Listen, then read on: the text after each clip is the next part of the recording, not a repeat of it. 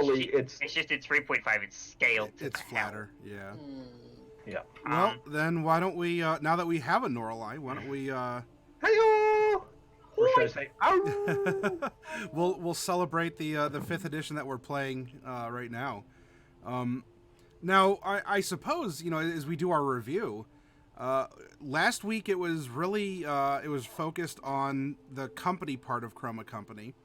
That being said, though, in the meantime, if Bright or Norallie do have anything that they want to add or remind us of, then why don't we start with them, and then we'll go over to the company trio, and after which point we'll start the show back in the desert aboard the Maw. So we'll start with Bright. Bright, do you have anything that you want to either remind us of, catch us up on, or sort of prime for a little bit later? Okay, so I don't have my hair done yet because I wasn't expecting to go for an hour or so. But That's fine. aside from that, I mean it's been an interesting couple of weeks here, and it feels like and I guess it is, but I have things I'm working on, and it's not just killing time, and it's not just about making money either. I need to kind of prepare for the future, and that's a fun future. So I have to, and that's why I'm doing the things I'm doing. It's not just because it's interesting, although it is, and it's not just because I help people, although I do. It's also because I need to I can and see as much as I can about what's really going on, so that I'm just really worried that we're not.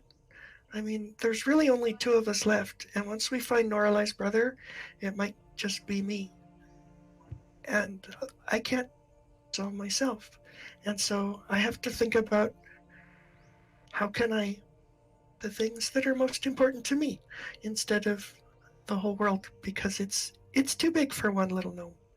That's all.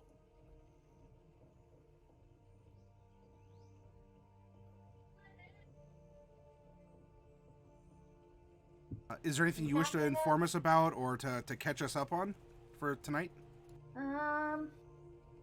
Well, I'm still trying to find my brother, and Mr. Halver and him got into a fight, and then he got on a boat, so we're trying to find which boat he's getting on, and I'm talking to people, and they're trying to figure that out and help me out. But otherwise, we're just kind of hanging out. We're getting Mr. Halver to help us look. Bright's doing her own thing, which is fine, but we can hang out when she's not busy, and I can practice magic while I wait for information, so that's about it. All right. Short and sweet like a honey-dipped dwarf. All right. Now let's go over to Celine. We'll just crawl our way across the screen here, nice and simple. Celine, anything going on with you, or is it really just standard business? Well, I mean, if you call me now missing the flesh on half of my face and my left arm, day-to-day business, and I mean, for me, it kind of is. But no, it's SSDD, as it were. Otherwise, well, how do I put it? I mean, I managed to finally get Mordecai to admit his feelings. Which was good. We've been dancing around that fire for so very long, and I mean, as much as I liked dancing, it was getting a little bit boring. Only a true necromancer could make a dead man blush. You're right, I do need a Phantom of the Opera mask. I really do. I'll have to see if I can't find one. But no, I'm glad that little song and dance is over, but apparently someone nearby is going to go get me a mask. But no. Basically speaking, it's normal day-to-day business. Although I'm having a little bit of difficulty trying to get through to Mordecai that this tax that I've paid means that I'm not really that long for this world. As upset as that makes him, I'm really not. Not a fan of the other. Hmm. Well, do, you I know, think. you got your one. It was an amazing set of circumstances surrounding both your exertion of your gifts and your will, and then of course Mordecai's absolutely epic double zero strength save. Yeah. I will just point this out to you, Matty, just as a better thing.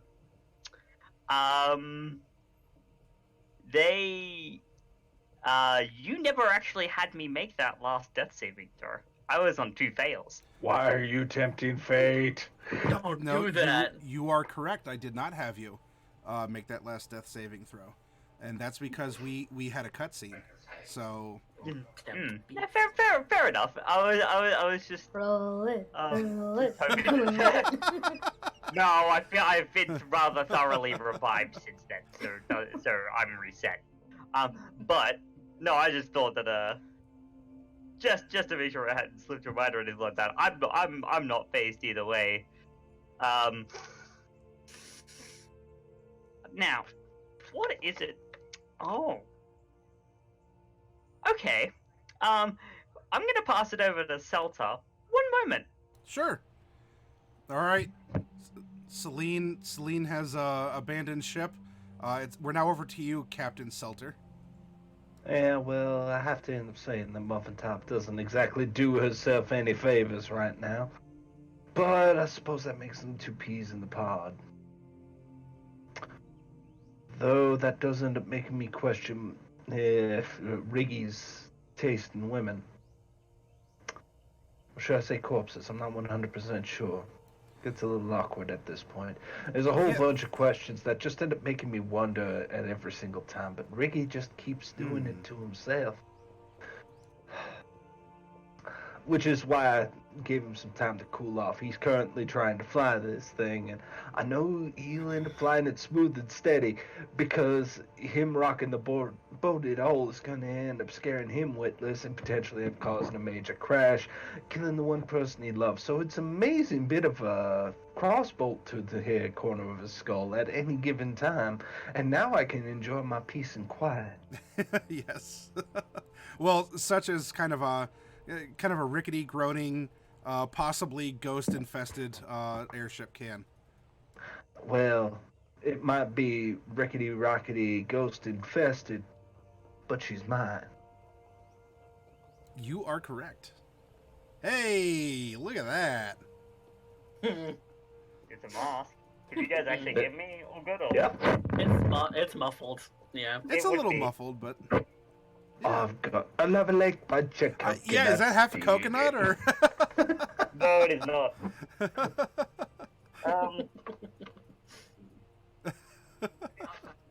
Yeah. It was something that my fiance got as a present from a local artist. So That's cool though. Yeah. All right. Well, I am now coconut face.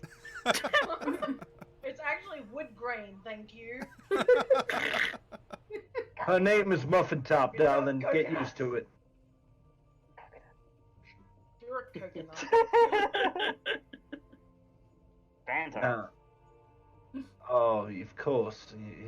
She's going to Yes, turn we into get a it for the coconut basket of work, right so, now. And Mordecai is thirsty for her milk. Wonderful coconut milk. Is that how you're going to pass it off to Mordecai, or do you still have more you want to say, Selter? I'm not 100% sure. I think his head can go a little lower on the screen a little bit. Yeah. Yep. See, that's the position he ends up taking when he hears Celine's asleep. Here's the ball. You have the conch, Mordecai. Yeah, enjoy it. Okay, hold on. Well.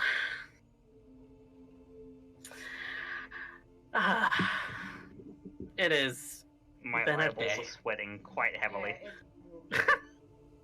but My We have hands can you. sweat. I learned this. Mm-hmm. But yeah, it's been a day. It's been a weird couple of days. Yes, I finally said some things that probably should have been said a long time ago to Celine. But you have to understand, every time I do something, every time I start to care, they disappear. It's a curse. There's some kind of curse on me, and I don't know how to deal with it. It is. It. It's. It. We don't have Bright and Norallie anymore. We don't have Jade anymore. We don't have Tazray or Corinna or Zion or any of these people anymore. And I can't lose Celine to that because she's the only one left. Something that won't make my eyes sweat so much. something can And Oh no, I can see through the other one. and now that I've almost killed her twice, I feel like I am the worst. I'm so glad we agree on something. So, I don't know what I'm supposed to do. I don't know what to do about it. I don't know.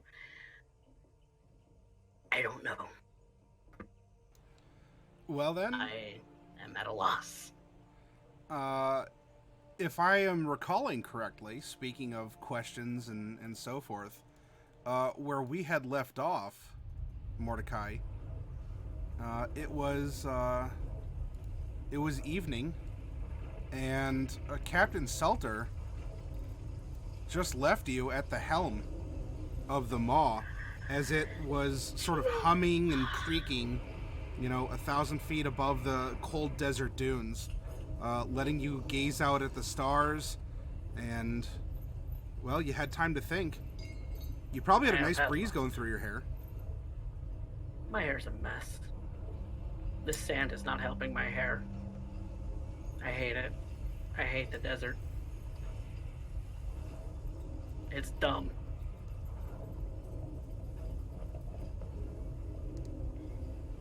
I don't want to be in this desert anymore.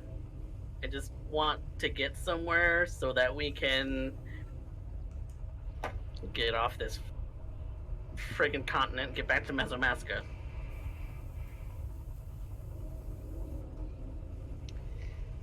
Yes, I was just about to say, if you think the desert's bad, how do you think we feel? Sand gets everywhere. And I do mean everywhere. So yeah, I'm standing on in the pilot house, Yep. trying not to look down. Just looking over the deck of the ship, looking at the stars sometimes. I don't like any of this. I am just remaining still. I am probably not going to get a long rest because I am scared to move. Okay. Well, fortunately, given your physiology, it is a little bit of a stressful time, but it's not like, you're going to necessarily get fatigued just by standing at a station here.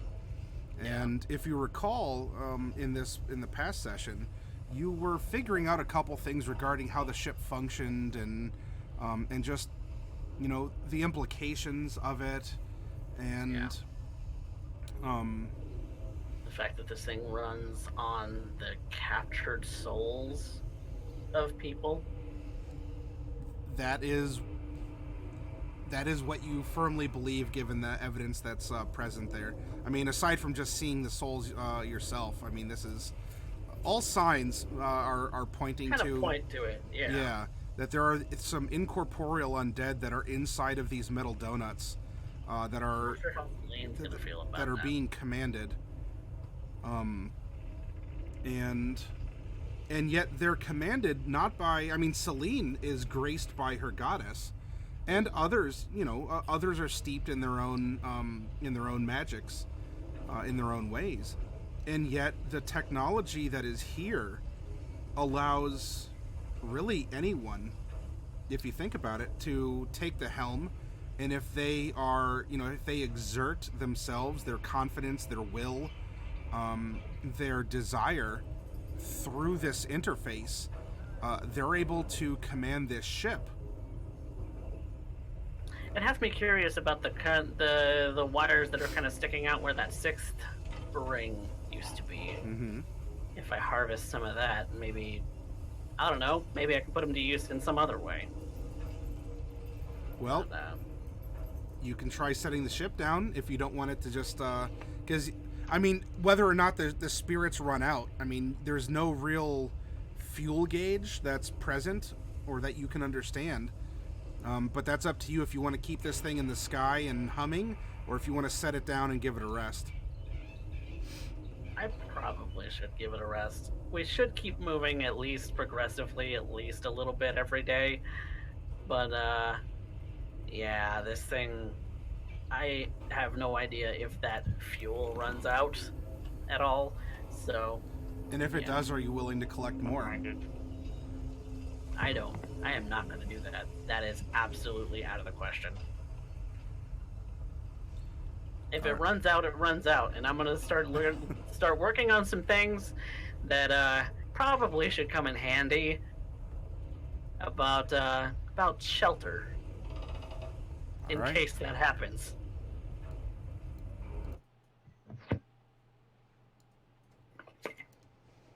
So Mordecai, I would like you to make, well, I don't know, you tell me at this point here. Your desire is to land the ship back down on the starlit dunes of the Aslandian desert. How would you like to coax the ship down to do that? Well, I was performing before, and You it were? was kind of responding to my music. I could go with that. Okay. Just kind of What kind of a tune or a song then would you like to perform as you set this thing down? an old port lullaby. Oh. Start singing. I don't. You do it on every other stream. Come on. No, I don't. I don't have music playing, dude. By the way, Coffee Cat does sing on his stream, so if you ever watch it, then that's... Mordecai, make a performance as you are bringing down the ship, and you're going to set it in the soft embrace. Hey, look at that 22. Apace, alone in this place with the dead overcome by woe and here. I've grown so fond of dread that I swear it's heaven. And the ship Almost looks like descends. a funeral dirge. Who are you talking to? Yeah. It's in the name. You set the ship in the soft embrace between some dunes. It does creak and crinkle. Probably something also snapped. That's not the first time any of that has happened. However, you wonder how many more times something can snap before, I'm gonna go check that out really quick, see if I can fix it. All right.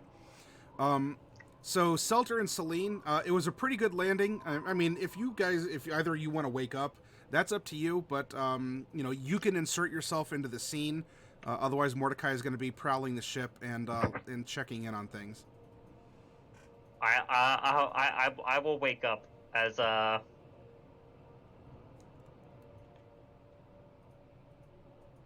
fixing something. I'm gonna let the lovebirds have this scene. my spidey senses are tingling, and I get the feeling that if I don't wake up right now, Mordecai's gonna run into more flesh and metal, paint the lines and cut the men type stuff again. Okay.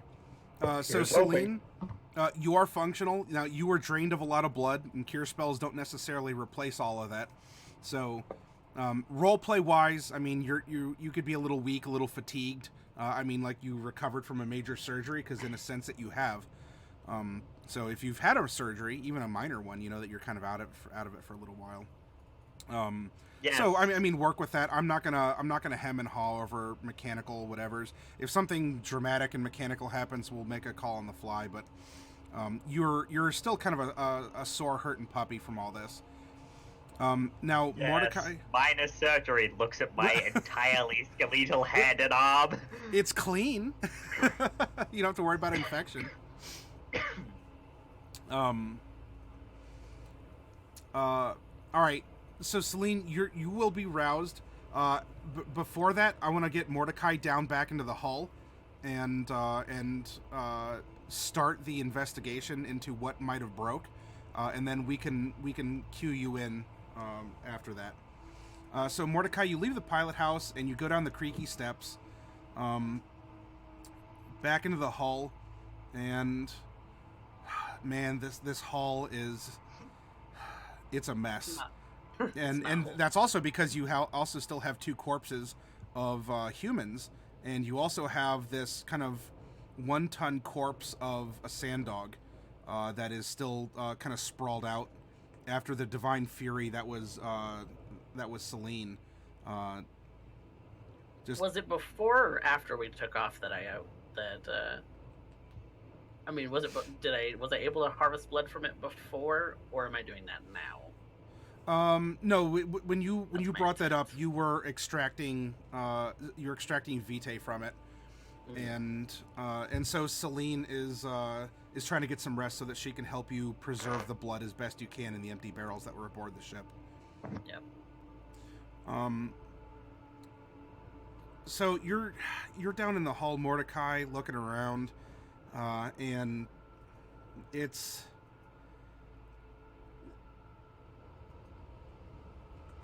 Well, I don't want to tell you what you're thinking, but this is definitely a dreary sight. I mean, you have the maw itself is very broken, is held together by whatever. I mean, something. Even if it's the sheer will of yourself or Selter. That's really all that's holding it together at this point. And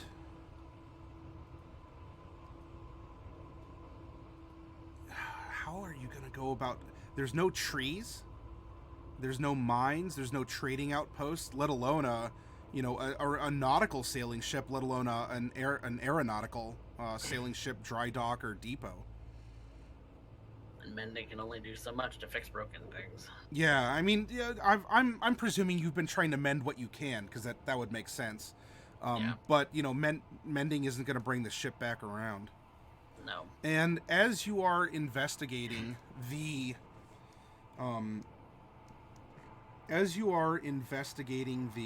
presence of the ship and everything that's here, and you're trying to take this in, go ahead and give me another investigation. This is at advantage though, because you're more familiar with the ship's innards.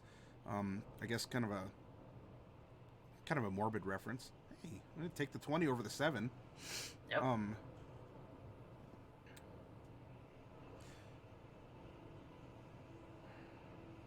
If only I had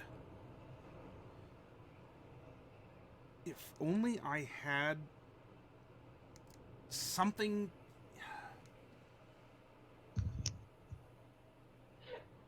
If I could just wedge a piece of metal or something here, I bet I could repair this, and it would almost act like a patch or a clamp.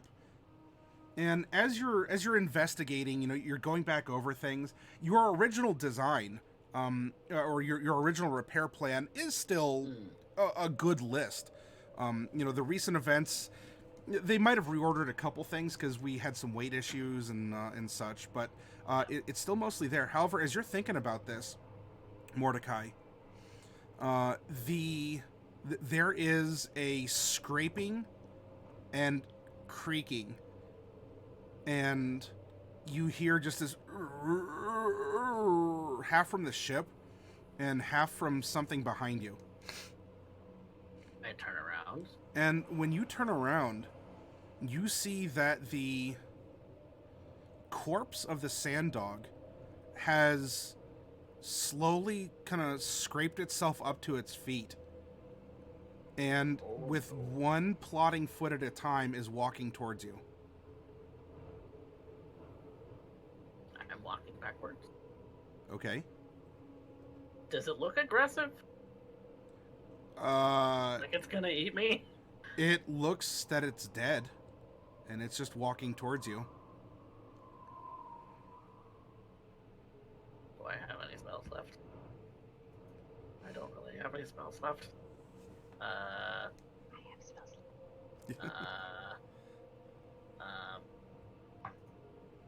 Yeah, I'll guiding bolt level 2. It's fine.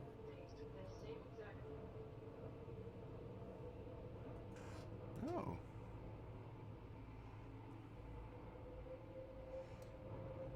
That's a nice critical hit. Oh, it... Okay. So with a slash of your sword, a vibrant white beam of light goes hurtling towards a target. Mordecai, as this happens, the thing falls back down, and it doesn't have a ton of fluids left after you were, extracting it, but it still has kind of a drippy mess. And as that happens, there's a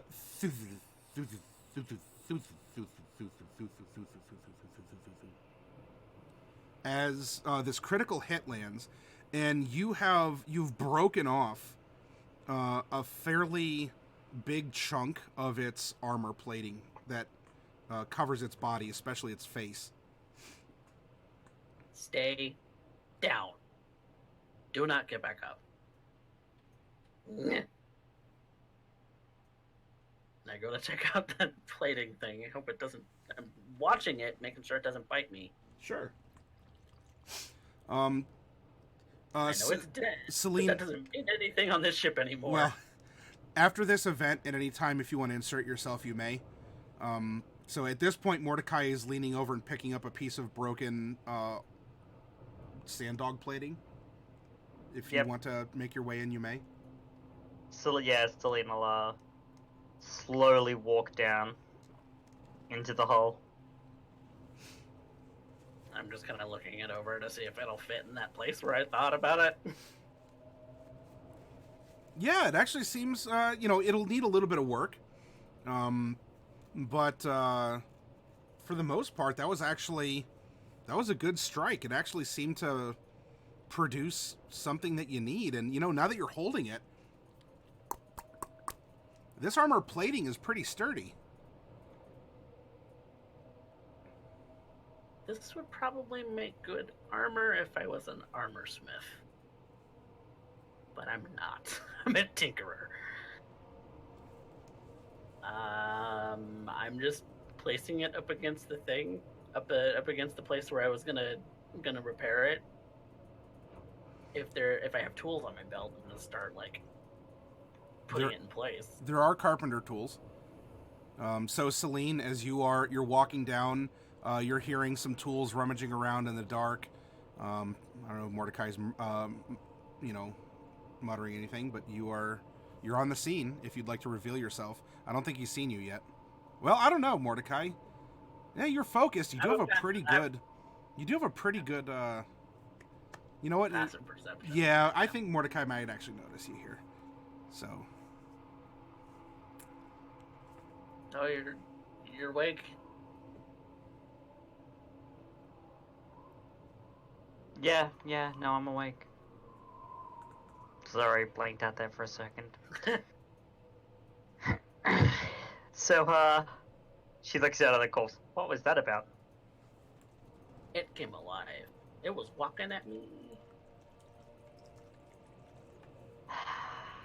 It's dead. I know. That doesn't mean anything on the ship anymore. But I know that you were asleep, so I have no idea if that was real. And it exploded and it gave me this thing, so I'm gonna fix the ship with it. It's fine. Fair enough. If we find more of these things, maybe we could, try and hackney together some armor for me. This leather is I'm fine, but not an armor smith. well, you don't have to be an armor smith. It just needs to be better than Fitted. than this. Yeah.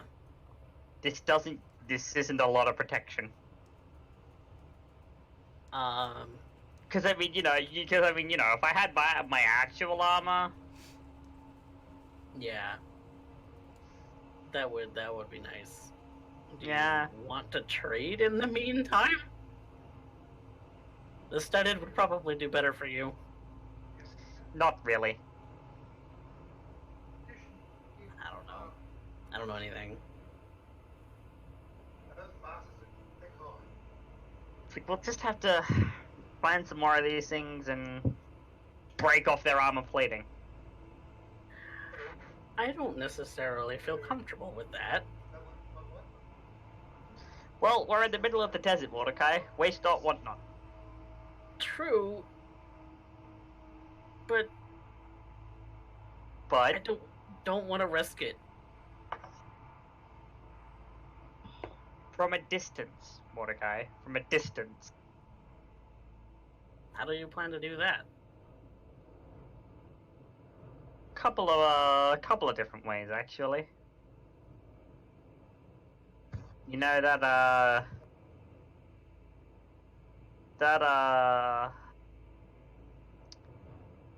guiding bolt has quite the range.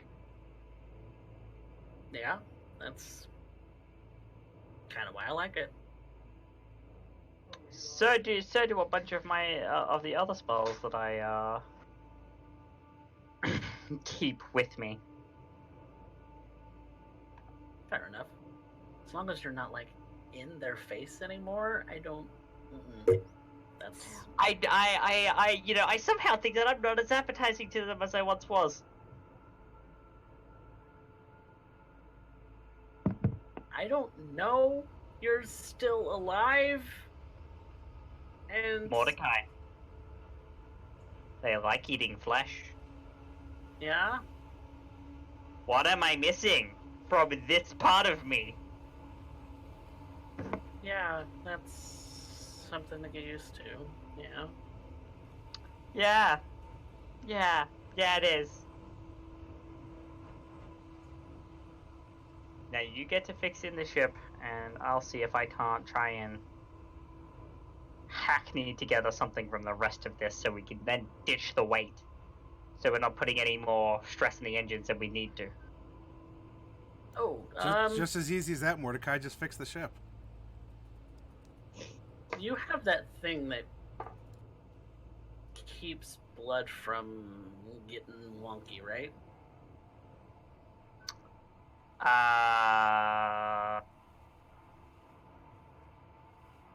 I mean, occasionally. I mean, you said that you changed some things. Sometimes I don't know how that works. I forgot what that was, Adam Gibb. Gentle repose. Oh, gentle repose. That is a thing that I can do, yes. You don't have it right now, do you? I can cast it right now, but I have a bucket that I stored. Let me just check something.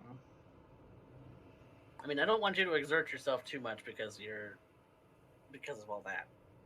No, it's fine. I can cast it as a ritual. Alright, so what do you want me to... Just on that barrel over there, I filled it with blood from the thing. Alright. Well, if you'll allow it It's hard to to do. It took a long preserve time. that. Mm-hmm. And because that's not happening again. I'll cast Gentle Repose as a ritual. I've already gotten you that close twice. It's not happening again.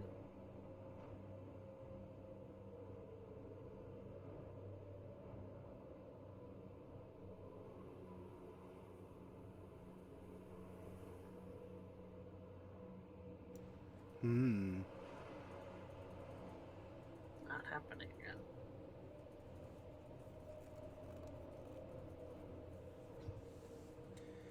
Well, Selene is going to go over to the barrel and is going to be spending about 20 or 10 minutes and 6 seconds stirring it delicately with her finger to try and preserve the blood inside. And I am putting that thing where it goes with tools.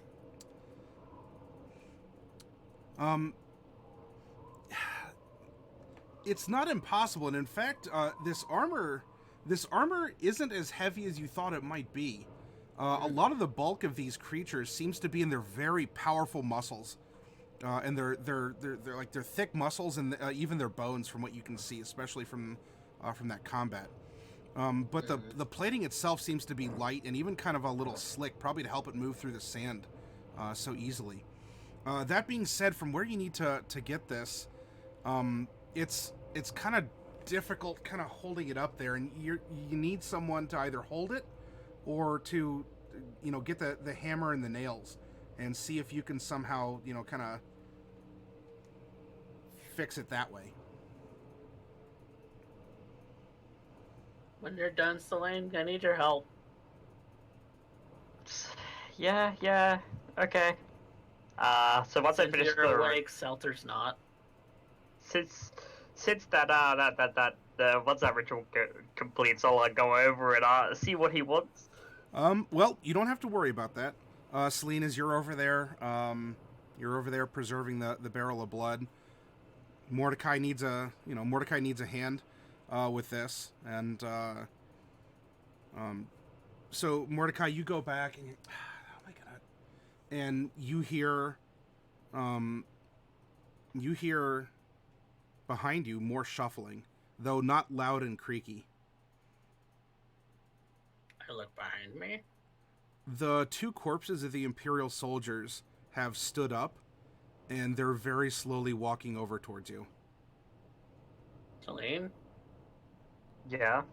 They're walking at me. I turn around to look at them. The two rather pungent corpses of Imperial soldiers are slowly walking towards Mordecai.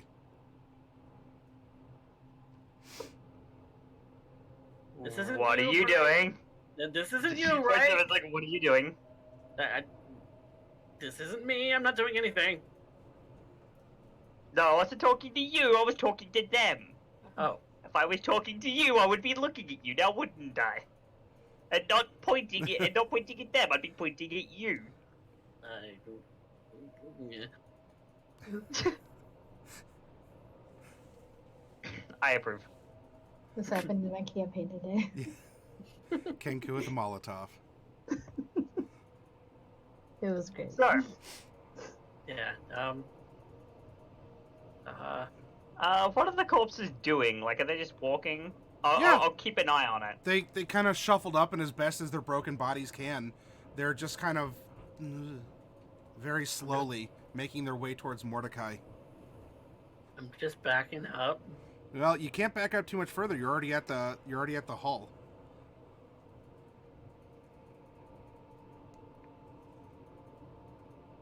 I pull out my sword. You stay right where you are. They both stop.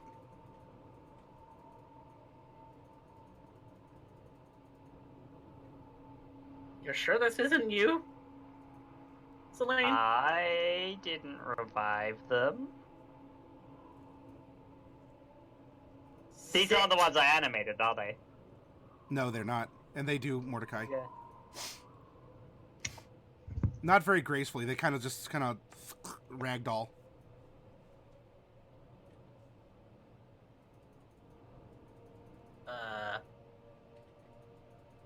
What did... That's weird. That's really weird.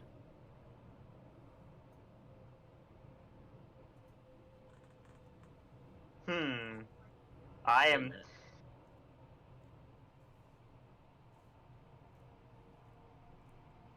I tell them to stand up.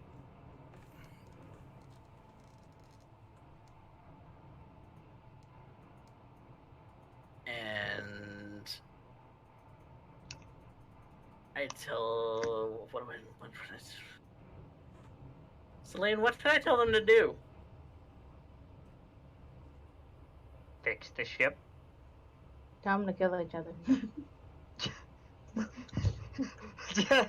More blood sport is good too. We have to wake Sota up, let her get her down here so she can watch.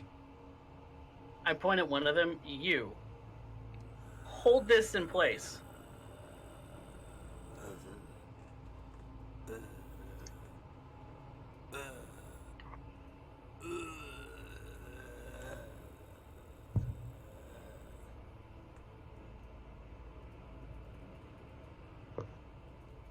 This is because of you.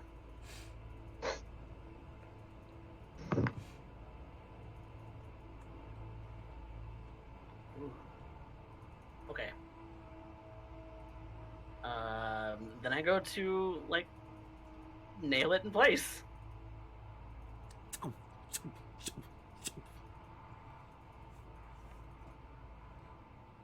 And you begin doing so. Are you having the other one do anything? He's just standing there for a minute. Yeah. I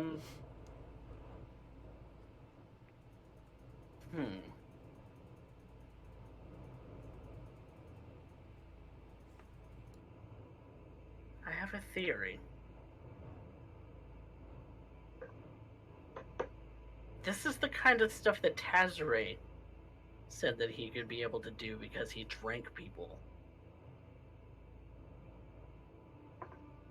Did you get some of my powers of a necromancy by almost draining me? It would make sense. Do you remember when we first entered Sernampi? Yeah, I remember when we first entered Stampi.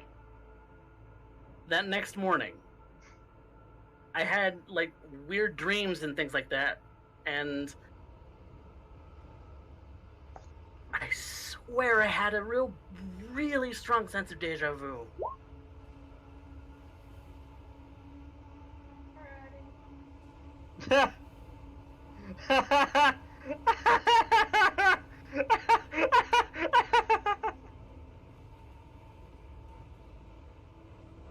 Yeah, okay. I'll pay it. But no, yeah, no, yeah, okay. This, Curiouser and curiouser regarding your condition. I would note it down, but I don't have my notebook. I don't know why, but I did. And I think this is a thing.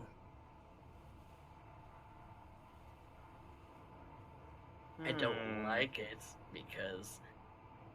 Do you remember how I told you that I used to be an addict? Yeah. Ever since the tree. Ever since the tree. And I told Bright that I would hold out hope.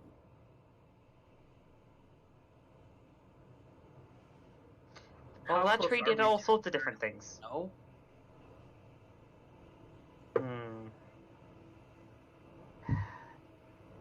All I can tell you to do is stay strong, Mordecai. That is getting harder and harder. I nearly drained you twice.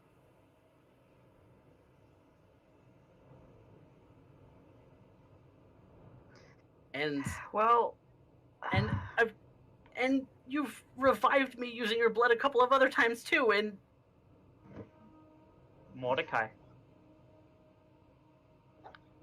if I go, it's meant to be. No, it's not. But it is. That's the thing that I was telling you upstairs. I know with that. all that circular arguing. Yes, I know. Trust me. I don't expect you to have faith in my goddess, but have faith in me instead. I can have faith in people. The gods have never answered my calls, so why should I answer theirs? Because it's not a god asking you for faith or compliance.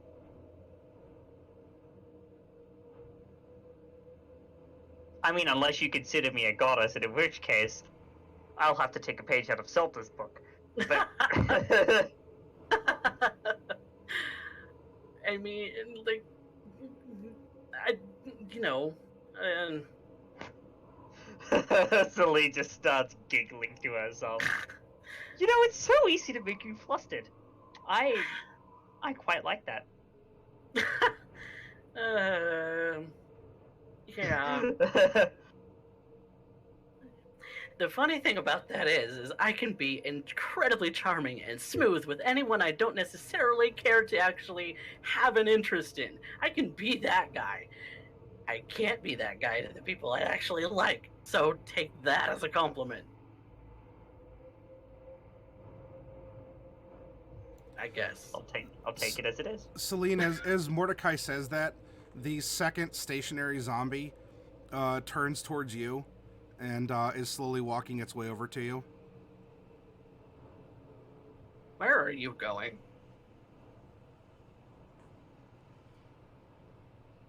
Are you doing anything, Celine? It's like, yeah, I'll ask you. It's just like, what are you doing? It doesn't answer. Although it kind of opens its arms. I see. I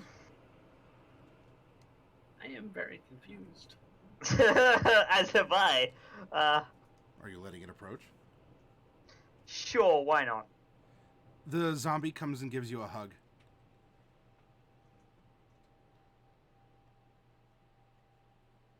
This is weirdly odd. I didn't tell it to do that. Did you tell it to do that? Like, psychically? I don't know how that works. No.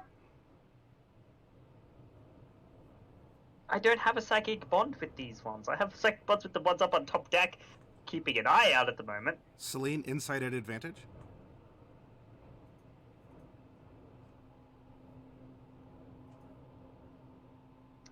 Inside at advantage, eh? Yeah. I'm sure I could do that. Ugh. It's a 12. 10 or a 12, so we'll go with the 12. That's fine. This, given the context all around, wasn't necessarily difficult. Okay. Mordecai did not give it a command. As, you know, you saw him puppet the zombies otherwise. However, the zombie may very well have you were talking about like a psychic link or something along those lines. May very well have sort of an empathetic link. And especially given the fact that this sand dog had risen up behind Mordecai and had walked towards him when he was investigating the side of the ship, and like, if I only just had something I could build into the wall. And so the zombie may very well have been acting out a desire of Mordecai and didn't follow a verbal command, but may very well be representing his feelings. Oh.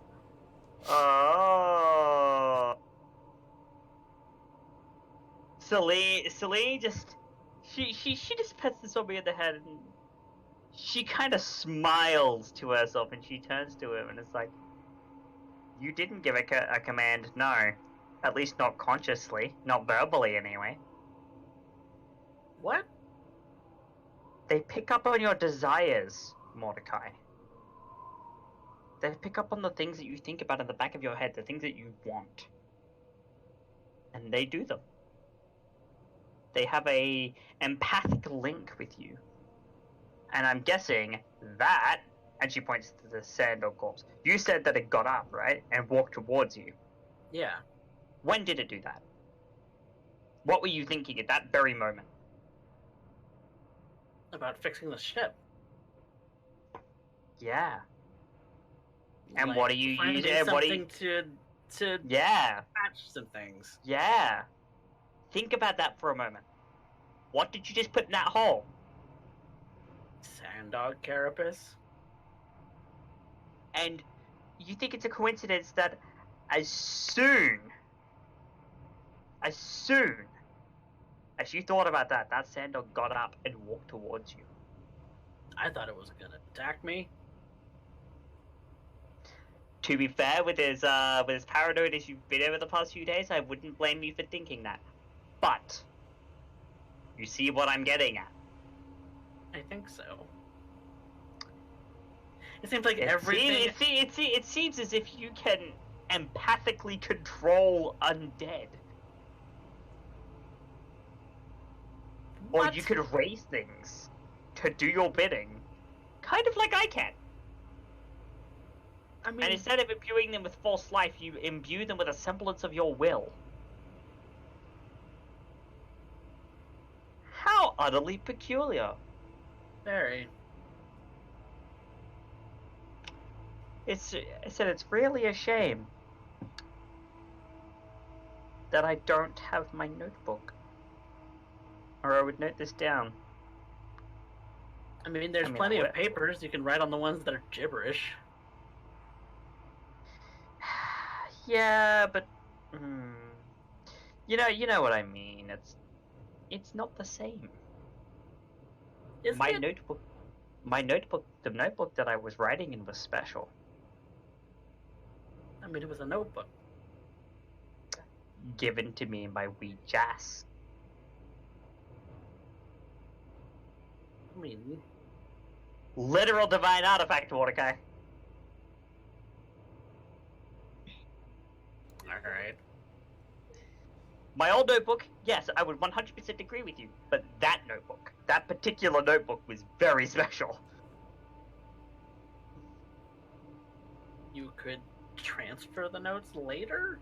I mean, she's... Yes, We, I suppose I the Crimson Lady is a goddess. She'll know everything anyway, right? Gods and goddesses don't know everything. They are not omniscient, omnipotent beings. They have faults. They have faults that are fallible. But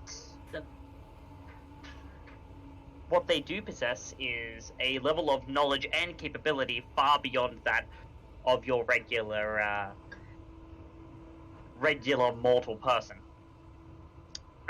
Which is I mean, that sounds like which the only therein lies the then. difference. Oh, there is a difference. There is a difference on the level in which they operate. And that level between them and us could amount to what would seem to be omniscience and omnipotent. But not necessarily. Everything has a limit. Do you wish to continue repair as you're having this conversation? Yes. Okay.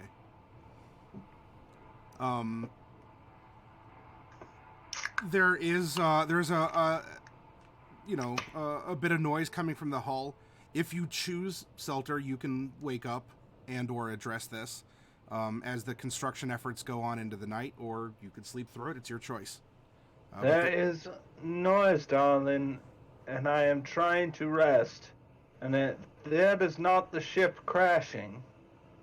No. I am now Hand twice landed as us. concerned. We're fixing it. In the middle of the night. What else Mordecai am I couldn't supposed sleep. to do? Mordecai couldn't sleep, and I'm in a lot of pain. How is this any concern of mine? Go back to bed. It's not. We're just using the time to do something productive that is a concern of yours, i.e. fixing the ship. Where did you find the wood? What the hell do you do? Yes, No you do wood. see the zombies are up and about. Oh, this is all kinds of unsanitary. Of course not. You expect this ship to get us all the way to Mesomasca? At the best case scenario, this thing's gonna get us to the coast. It will fire. It will get us to Mesomasca. I know this. Yes, but not without a patch job. Hence why, you see that there? And she points to the sand dog carapace. The thing that's leaking, yeah. I see Yeah. it. Its carapace is a perfect metal substitute. It's lightweight. It doesn't add any extra weight unless we ditch like the dish. The Do I sand need to out get my again. talons dirty? That's all I need to know. No. Very well then. Go to the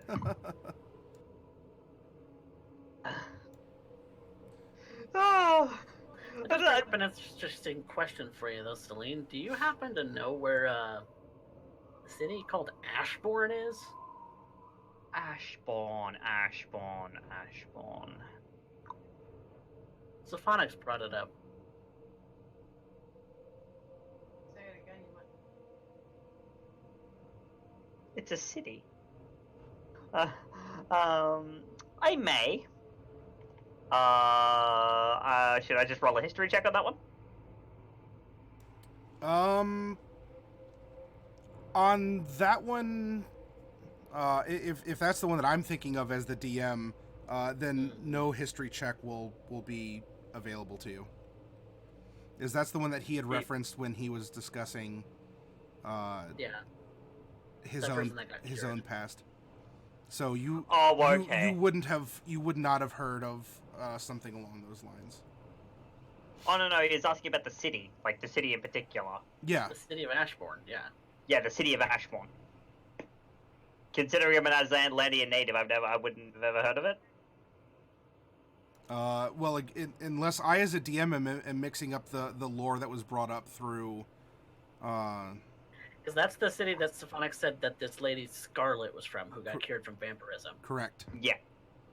That. Yeah, no, it's not about her. It's just about the city itself existing. Yeah, that would not continue into historical record. Okay. So, yeah. So then, no, I wouldn't. It's like, no, I haven't really heard of a city. Yeah, that was not recent history. Yeah, I He said it haven't was really months heard. ago. Hmm? He said it was months ago. So I wasn't sure if that was just a flub or not. If, as Sophonics said, that happened simply months ago, then that is Sophonics still apparently being a little dazed and confusing his time periods. Okay, so that event could very well have happened, yes, but not as in a couple months in current time. Now, a couple months to sort of a slightly confused waking dragon. I mean, could be several thousand years, could be several hundred years ago. Yeah, what's a couple months in that regard? Fair enough. It's like, no, I haven't really heard of a city of Ashbourne. I don't think anything like that exists in Aslandia. At least not as long as I've been alive. And that's not ages, right? That's not a half-elf thing? No, I mean, I'm only like in my early 20s. Huh. I feel old. Why? How old are you? Now, in the history of Aslandia, elves did move in and sort of took over the place, and they're living beside gnomes, in particular rock gnomes, and so that in a sense has, Aslandia has a strong Fey presence, or at least a Fey derivative presence.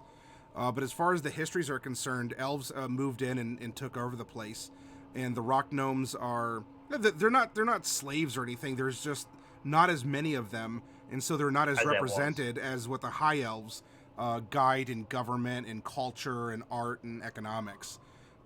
So the gnomes are more of the peasant class, the working class, and then we have the elves that are more of the higher noble. That said, I mean, if there could possibly be notes, old notes, because as you as a group have been investigating, the Fae have been around since, this time of meddling with the original humans who were in the service of dragons. So there could be maybe historical evidence, now that you may have a clue about what to look for.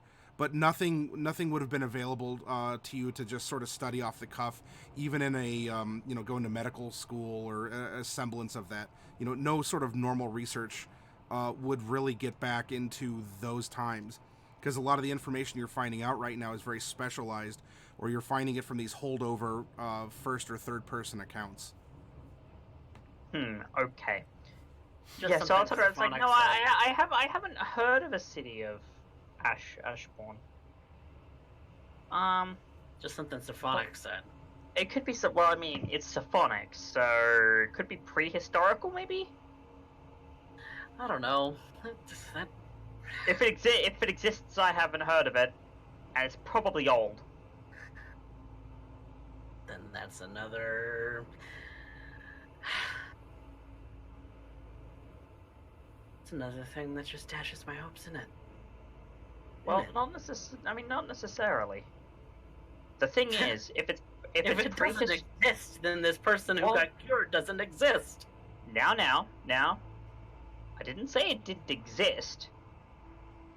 I just said that it doesn't. It's not a current thing. So if it's an ancient city, maybe there's some evidence of its location, and maybe if we find its location, we might be able to find some more information. The only reason I wanted to go there was because this person was there and had information about how to get cured. If this person doesn't exist, there's no point. Well, the thing is, they got cured of vampirism, but the thing is, are they still alive? They could be. I don't know anymore. Symphonics is Symphonics, and we should really stop relying on the kind of stuff that he says, because it's very obvious that at this point he's not that reliable. Yeah. Yeah. The sooner we get out of Aslandia, the sooner all of us are gonna be fine. I don't want to be in this desert anymore. I don't want to be a vampire anymore. Celine just hug Mordecai close and pet his head. It's like, there. There, Mordecai. I kind of back myself away from her a little bit. I don't want to bite you again. It's fine. If you get hungry, the blood barrel is just over there, and it's all preserved, so you're good to go. And with this and these questions that are floating, I do want to have a little bit of a fade to black for the evening, as there's some plans that you've talked about that are more in overtime, and I do want to we can have conjecture and we can have these discussions. Not that I'm not interested in them, but I want to make sure that we're also making progress, especially because Mordecai and I'm going to presume Selter and Celine do want to get out of this desert as well. Oh yeah, no, screw the desert. No one wants to be here. It's super hot in the day, super cold at night, and sand gets absolutely everywhere, and it's really uncomfortable. And it's ruining my hair. And Celtis scales. And probably my hair. All right, so there's a couple, at least between Mordecai and Celine, there was a proposition about obtaining more raw material in the form of kind of going fishing for sand dogs, and trying to find more to harvest their parts, as it seems like they're useful. They can provide blood, they can provide meat. Selter might appreciate that. Though, she also was eating the rib meat off of the Imperial soldiers, so... Well,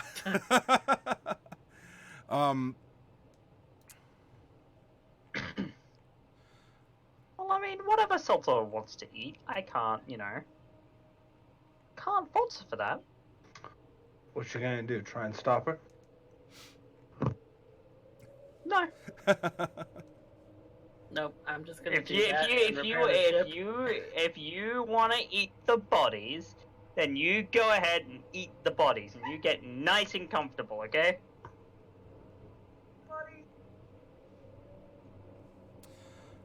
So what I would like here, actually before this, so I can sort of arrange the events in my own mind to present.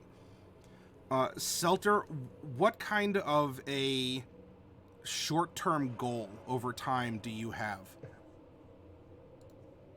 Well, I have to admit, there ain't much I can do. Get the ship fixed up, get the hell out of here. You know, these kind of things would end up being quite grateful, or make me very, very happy in that regard. So, I would like to end up being able to just leave this desert, get to Mesomaska, find myself a proper bath, end up having it nice, a little bit acidic, be able to sit there, dissolve all this dirt and grime off myself, and just end up presenting myself as Queen of the Skies. I mean, really, it's that simple. You make your own soap in a way, like you're just like, oh, dirt and grime, ugh, and it just dissolves off your skin. You know, it's a sort of. Honey, it's more of a case of just a slight, because you only need a little bit in the water in order to bring it down. It's quite refreshing. I might end up introducing to Celine and Mordecai to the premise, though I'm pretty sure they can't. Don't let them know I said that. A nice chemical exfoliation. Now you No, I'm understand. good. No, I'm good. Thank you. Polite offer, but I will politely pass. Respectfully decline your offer. Selter, are you fine participating in the hunts of these sand dogs? Do you want to get your claws dirty? I'd rather not. Okay. But I suppose if it gets us out of here quicker, then I'm just gonna have to oblige them. All right. So we That's have. unfortunate, but it's the truth. Pardon me. Sorry about that. Very well. So we are going to be spending then some downtime with each of you doing things that are going to help this goal. First things first, then, to set up both the hunt and perhaps a scavenge for other resources, or even just a Galdern oasis, so you can get some water, and Selter might even be able to take a bath here. Celine, we're going to be spending some time as you're kind of the de facto navigator aboard the ship. Yes. And so what I would like you to do.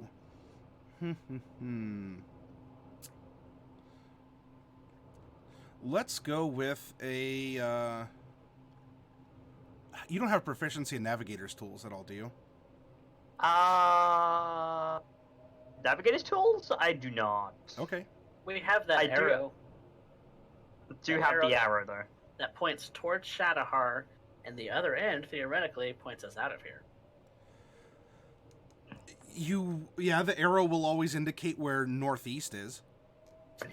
Yeah, so we It's don't an always know where interesting southwest compass. is as well. We're going southwest, so we're going. We the already opposite know. We direction of always the know where arrow. southwest is.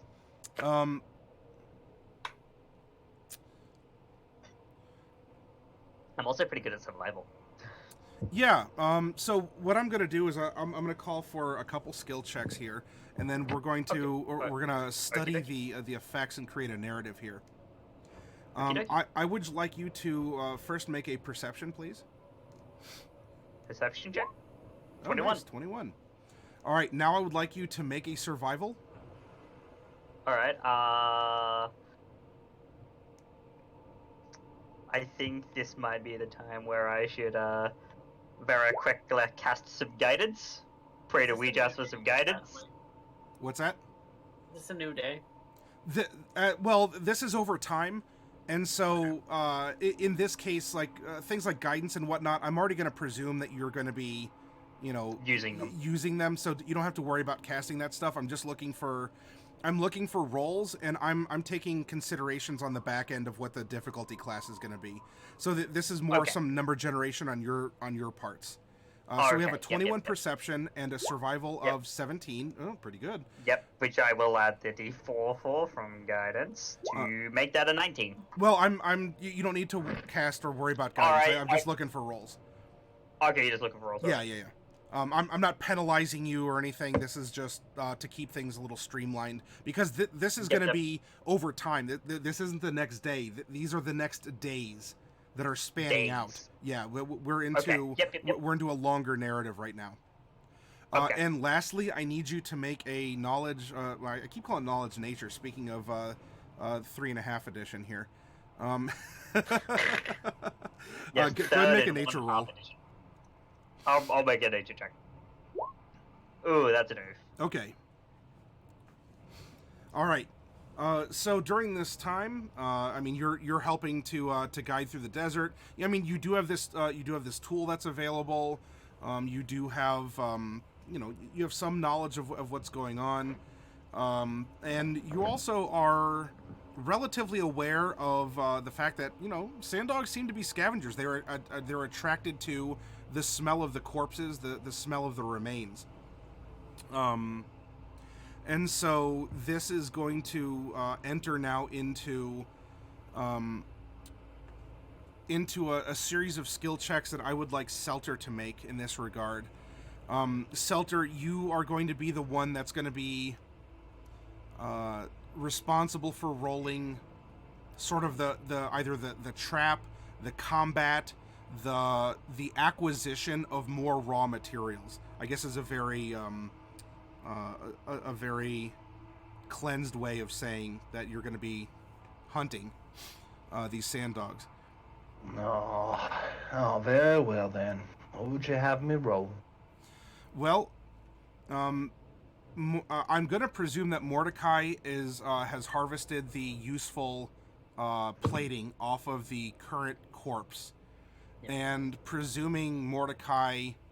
Well, Mordecai, you can reanimate the bones and the meat chunks that are left, if you wish.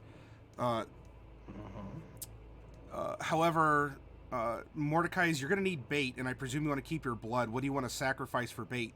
You have 2 humanoid zombies, and you have 1 sand dog zombie. What are you giving to Selter to use, if anything? You could use yourselves. That could be a little bit more dangerous. Yeah, let's not do that. We tried that already. I'll give her a couple of zombies. This one of the zombies. Because I've got a couple of animated zombies still, so I'll use those. Well, those zombies were eaten in the fight. There's the 2 corpses that were left that Mordecai brought back. Yeah. Oh, that's right. Yeah. Yeah. Yeah, we use one of those. We use the corpses. Well, which one, Mordecai? Just kind of drop one of them down. Yeah, the humanoid. A humanoid corpse? Sure. Mm-hmm. Okay, so Selter, one of the humanoid corpses. Now remember that these have been your helpers. They've been an extra set of hands. I don't know if you want to use them as bait. I have 1 left, and Okay. I have the other 2. You do have a sand dog corpse that's been stripped down and another humanoid. All right. Farewell then. Actually, let's do the sand dog first then. Sure. I mean, that's even big enough. If you want to cut it into chunks, you can. Let's do that. All right. So Selter, we're gonna say half a sand dog is dropped over the side, and Mordecai is able to animate that half to kind of squirm around a little bit in the sand, make a little bit of vibration, a little bit of just it's putting off its vibe and its smell. And by the way, the hull of the maw definitely you hope for a desert breeze to keep blowing all the stink out, because it's getting a little ripe down there. So our first hunt is going to be using half of a sand dog corpse that's been stripped down. As you're the hunter, and this is your prompt, what kind of a skill or a check or a challenge would Selter use in this situation to assure a hunt, to either attract, to lay the trap, to defeat the foes? Take us into Selter's mind here. Well, the funny thing is that I would have thought that the simple solution was the most obvious. We are in an unstable ship. That means something could drop drastically. We are in a situation where, if I understand this, we have bait. And all things that were described, I'd just drop an anchor on them. Okay. There's not necessarily an anchor per se, but there's crates. There's definitely some other heavy material that you could find aboard the ship if you want to just push something over the edge. It seems to be about the simplest bit. So yeah, I think I'm gonna drop it on them. Sure. All right. So you can fill a crate with even sand. I mean, because even especially sand can get really heavy really quick. Oh, sure thing. For sure, the squirming partial corpse of the sand dog is going to attract some others. Mm-hmm. And in this case, we're going to have...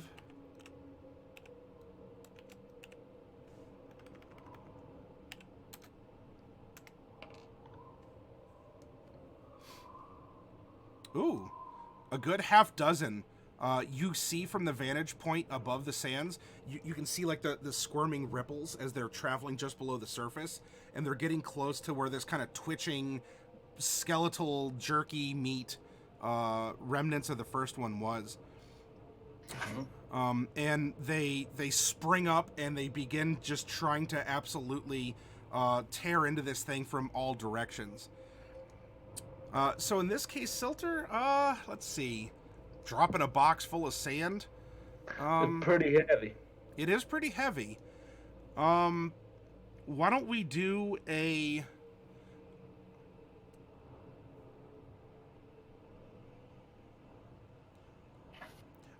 While it's ranged, because we're using, we are using strength in this case. Well, it's more of a gravity thing rather than a range thing.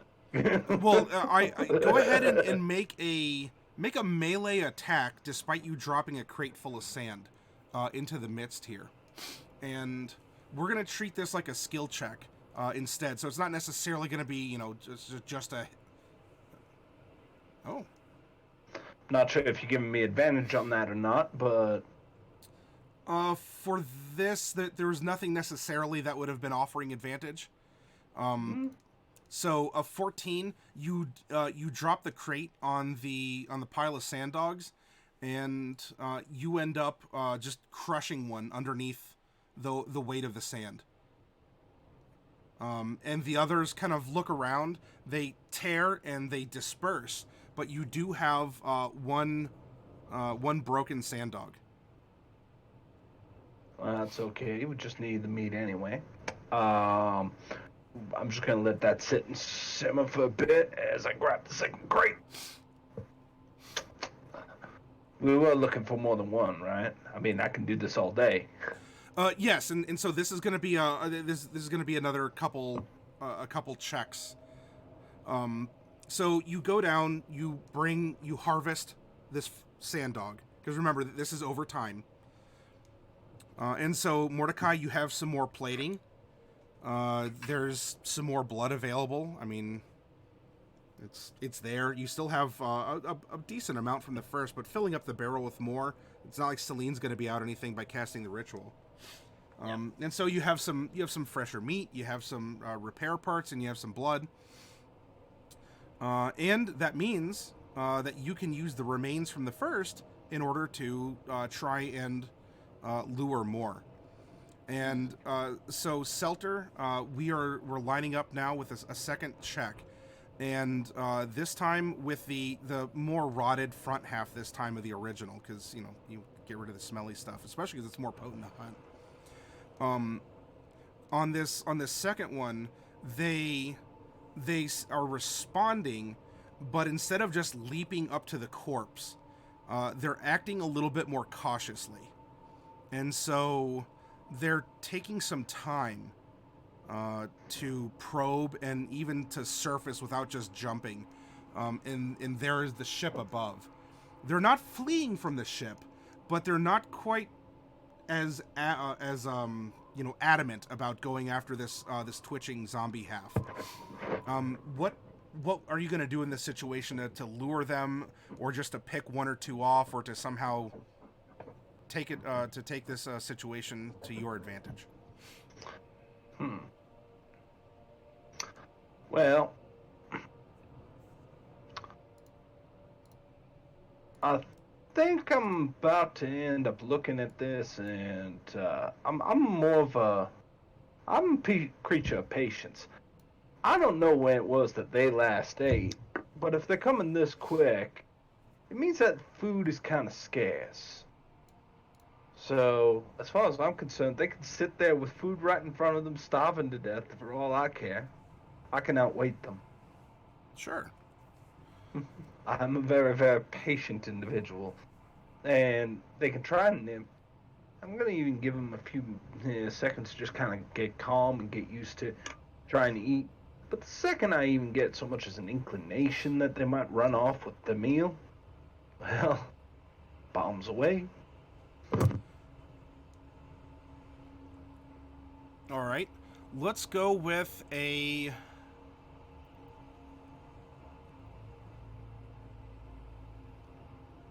Let's go with an animal handling, as you're trying to outwit and wrangle and understand the behavior here. 15, okay. So you're in this holding pattern, and you're waiting, and a couple of them do now approach this twitching half corpse, and this would be your chance to possibly nail at least one, if not a couple. So go ahead and make another attack here. Yep.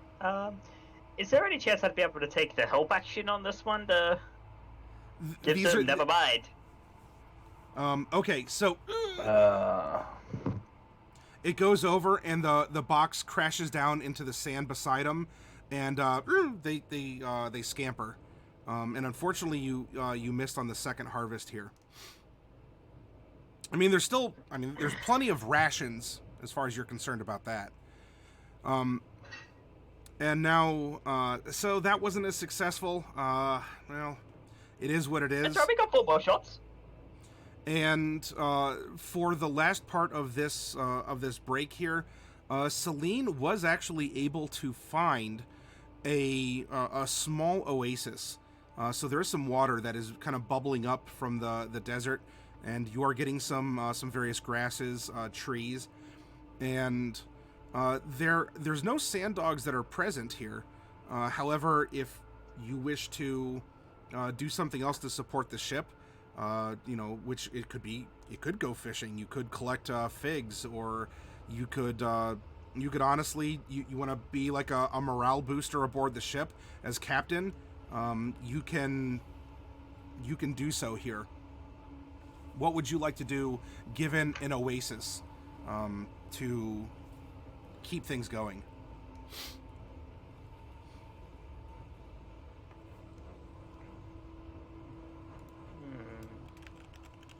Was that me? Or That's to Selter. okay. As the captain here, this is you're getting a bit of a beach episode after all this toil and strife and stinky zombies and desert blowing sand. You now actually have a source of fresh water. I mean, Mordecai, you might have to be cautious around this, but what would Selter like to do here to take some sort of advantage of the situation? I don't think this is really a way to take any advantage of the situation. At this point, we have meat. Mm-hmm. You have water. Mm-hmm.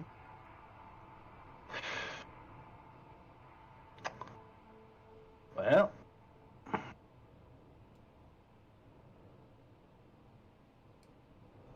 I think dogs haven't completely run off, or they run off and are waiting to have their moment again. There's no sign of their activity here by the oasis. Might not like the water. You could give some kind of a rousing speech to, bolster the crew. Such as it is. Such as it is, but you could hunt or fish here too if you still have this predatory instinct that you want to exercise. You said Well, there's trees, right? What's that? Go You ahead. said there's trees, right? Yeah, Mm. there are trees. I think this is when we're just going to end up starting to take whatever materials we can out of this oasis. So, I'm going to start here looking about and try and end up here seeing if there's any trees that we might be able to drag back, any particular pieces that we might be able to use. Primarily, the quicker we can get that ship in order, the quicker we can get out of here. Sure. And I believe that we can end up taking advantage of the water situation if it's drinkable. All right. Are you scrounging for kind of dried wood, or are you willing to harvest the live trees that have grown? I'm willing to harvest the live trees. Okay. In this case, Selter, why don't we go for a nature or a survival? Your choice. I guess we'll go nature. Okay. That's 14. The water is drinkable. In fact, the sand has done an amazing job at purifying the water. It is very untainted. I mean, I don't know what that does to your palate, but it is very pure filtered water that is bubbling up here. There are trees that you can harvest, given some time to do so.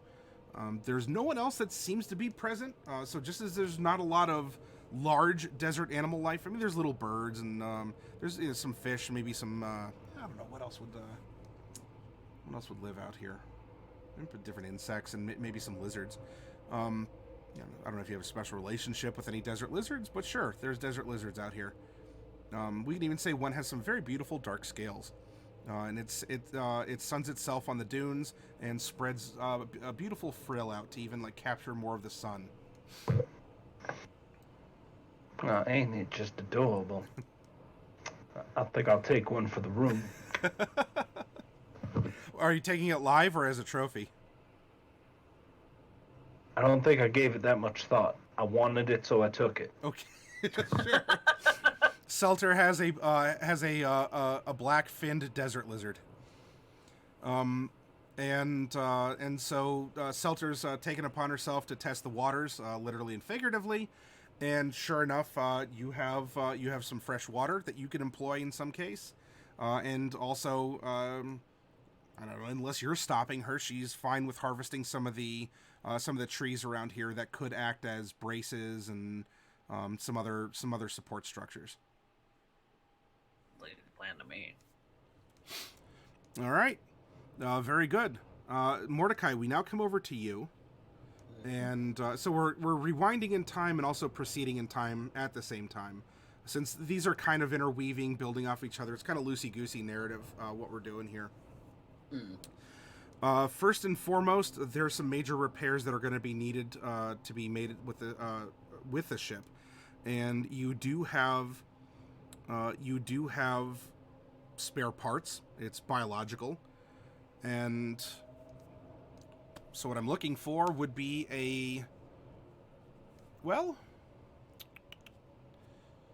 you can give me, at this point, a charisma-based carpenter's tools if you would like the help of the zombies. Otherwise, it would be strength-based because you're putting in the work yourself. Let's go charisma. Why not? Okay.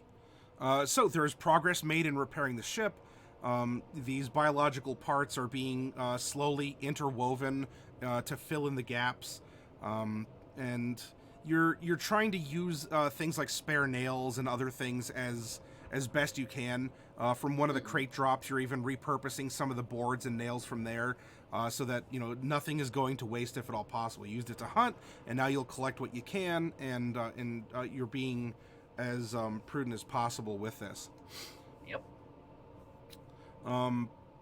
And as time is going to continue, Mordecai, unless you wish to feed on Selter or Celine, you're going to have to be dipping into that barrel of blood. Okay. Do I have any idea how long that would last me? Gentle repose preserves for 10 days, and I can just continue to cast it as a ritual for as long as is necessary to keep it preserved. Because it's just 10 days where it just doesn't decay.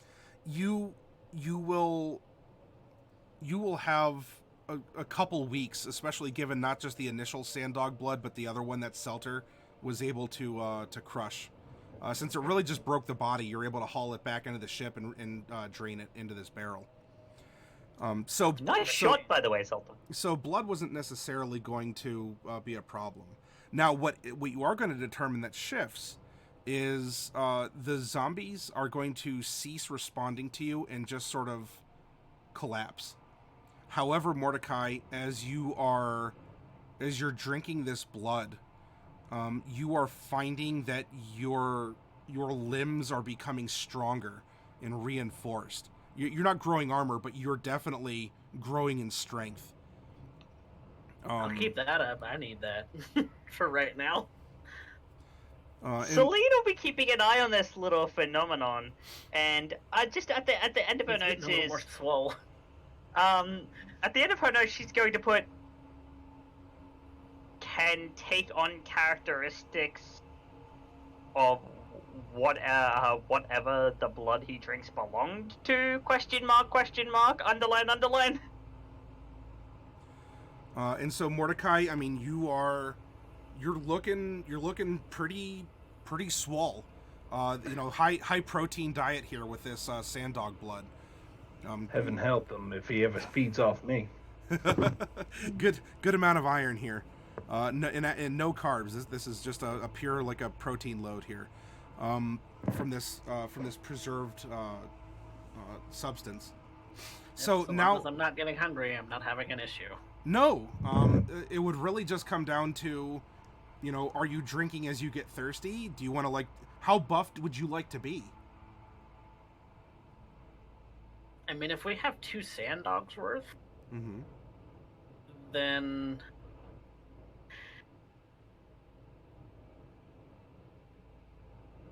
geographically, do I know how big Aslandia as a country is? Or would Celine know that?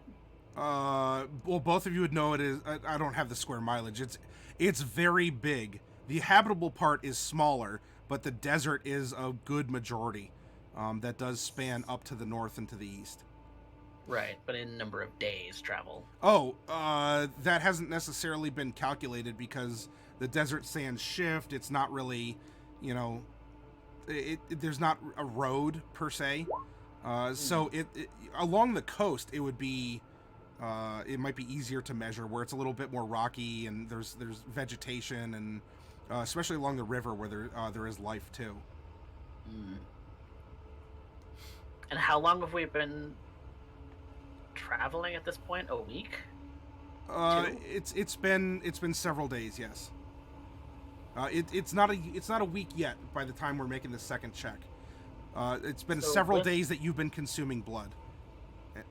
With the two sand dogs' blood, I suppose what I'm getting at is how comfortable would I feel double dipping?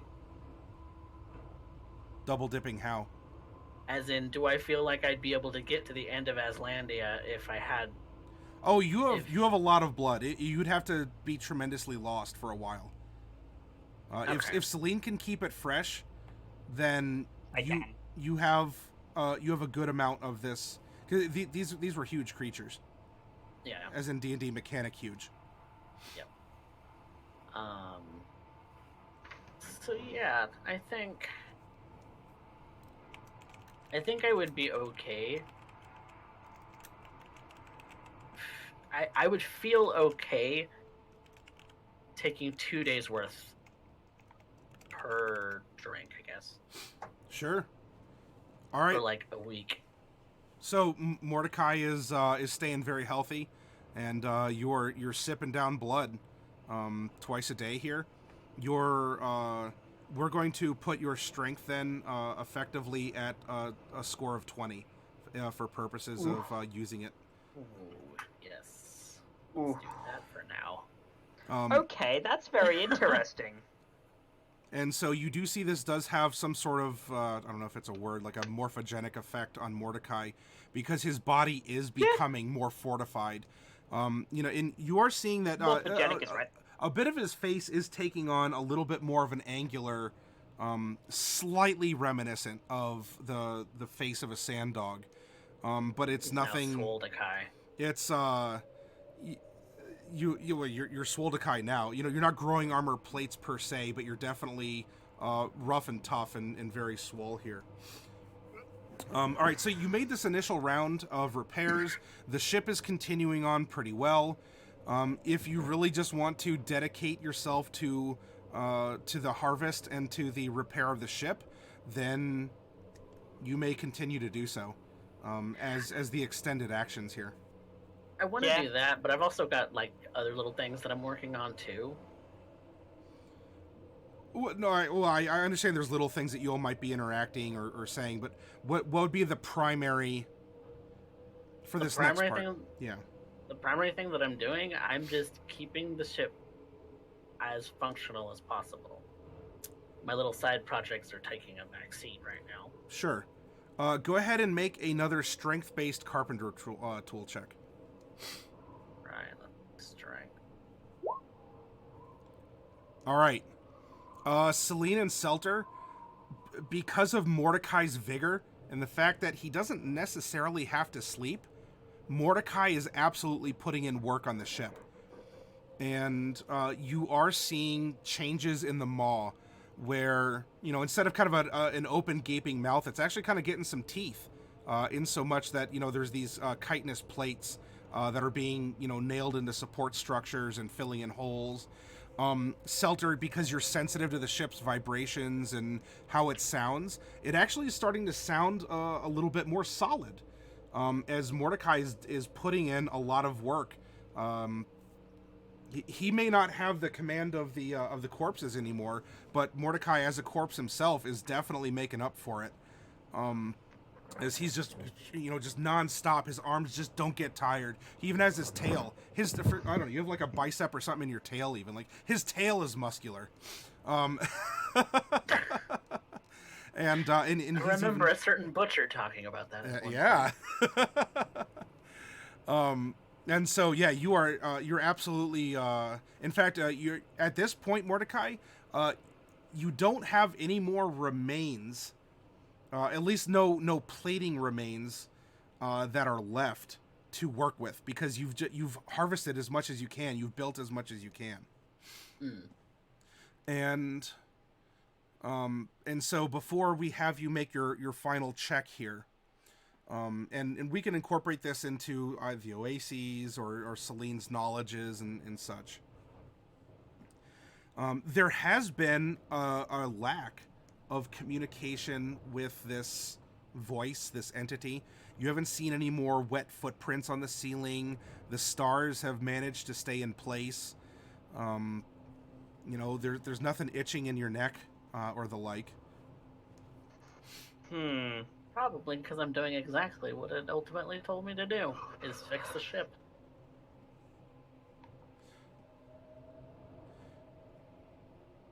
That's my thought, anyway.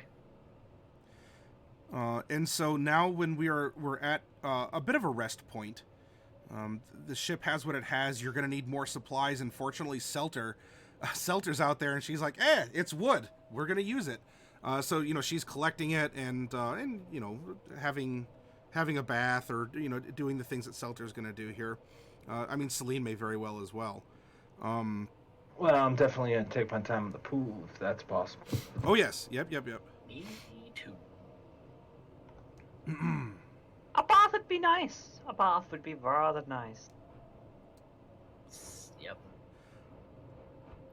With this, I mean, Mordecai, you're looking back on the maw, and you're seeing it. You're seeing it in this improved state, and maybe it looks a little haphazard. Well, yeah, but it's a lot more functional. It's not as breezy, and you also may not feel. Well, you personally, I'm going to leave that up to you, but in general, you may not feel as terrified that like the bottom of the hull is just going to drop out when you fly. Oh, yeah, because being able to see the ground was a little bit precarious.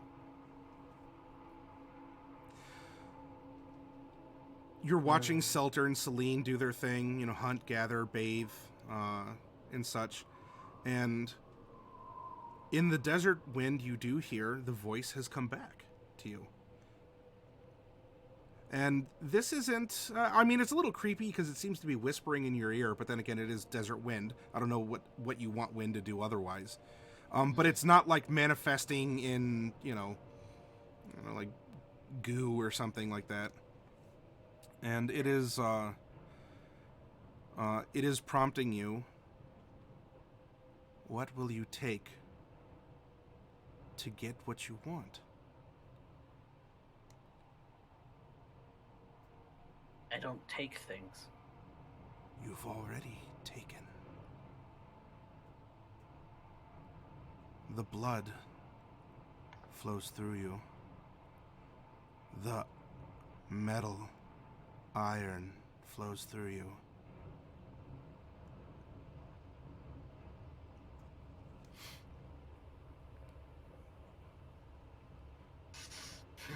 There is more. If you wish for help, take the help. Mordecai.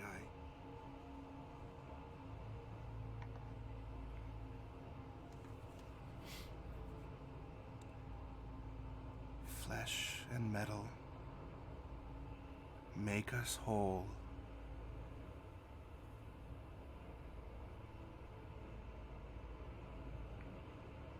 More. More what? More. No. I don't take.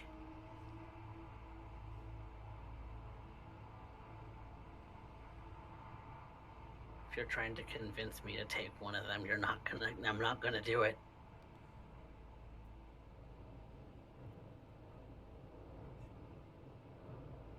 Them or not them doesn't matter. Take what you need and use it. It has been placed there for you to use.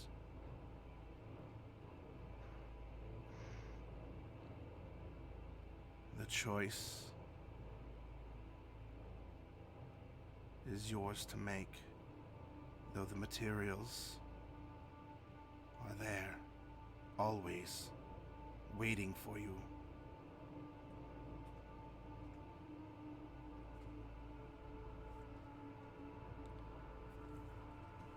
Everyone seems to think they know what I want.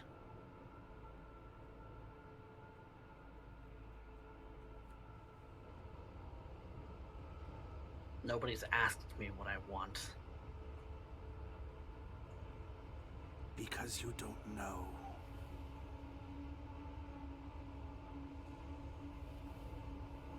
I want a normal life. I want to be alive. If you can't grant that to me, we have nothing further to discuss.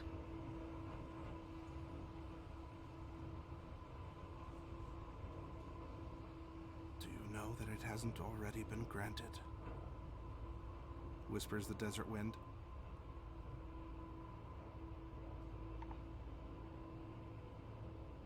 The gifts are strewn about you, and you refuse to see them and use them.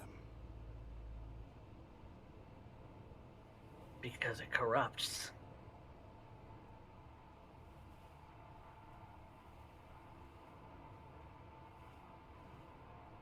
These gifts have almost stolen Celine from me twice.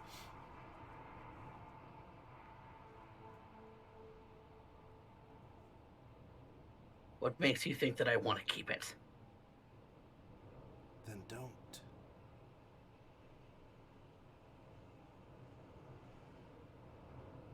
I don't, then.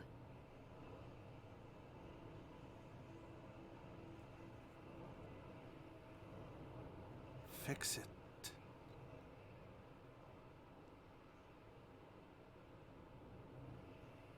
How? Which you must.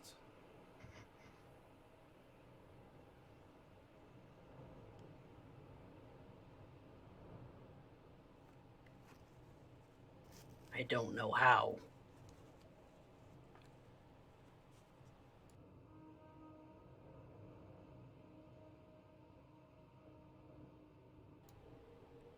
Use what's around you.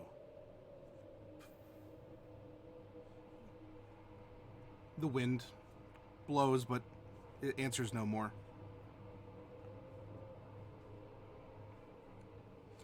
So, I mean, there is Selter and Celine that are before you and are certainly in your purview. There's an oasis that is filled with water. There's trees and figs and, fish and critters. There's a bunch of sand everywhere. You do have these, you do have some other remains. You have an entire barrel of blood, which seems to have been indicated as a good fusion of flesh and metal. There's the maw itself. That the sky. You have many elements that lay out before you, Mordecai.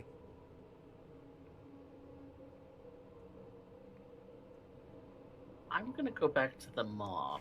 Mm-hmm. Where that conduit that had the 6th disc, I'm gonna start disassembling that without interfering with the rest of the mechanism for the other 5. And look at the metal that's part of that. Okay. That channels will. Seems so.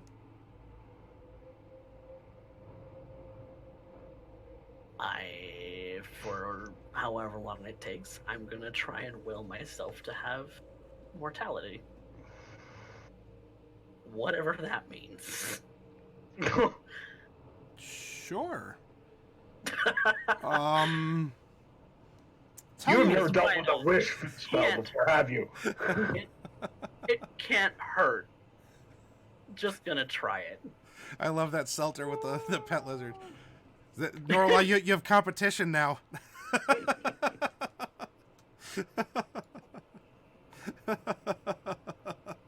So yeah, that's what I'm gonna try. Just because. I'm gonna name him Snowflake. Very well. Selter has a rather reluctant and somewhat it sort of hisses and spits. But I mean, what can it do? You're a lot bigger than it. But you have I do that back, I'm sure. A frilled black desert lizard. Well, yeah, Selter may do the same too. That's true. Mordecai, make an investigation as you're coming up with a scheme, an experiment. You're trying to apply yourself. You This just is hear hissing in the background, back and forth. This is gonna go well. Hey. Oh, that's a crit. Apparently so, Hey! 21. I did not expect that. Hey.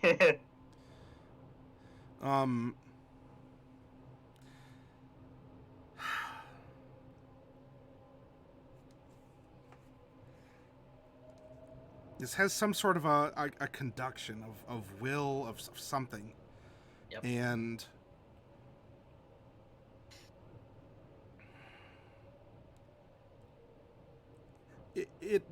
you may very well entertain this, a wish of sorts to it. However, if it is, it seems to conduct a will into a creature that doesn't have a will of its own. Now, with this investigation, however, you might be able to experiment on the remains that you still have, whether that is the blood or some of the partial corpses that you still have for future hunting, which could end up being even, you have the one humanoid zombie. It's very funky. And you still have, you have a barrel of blood.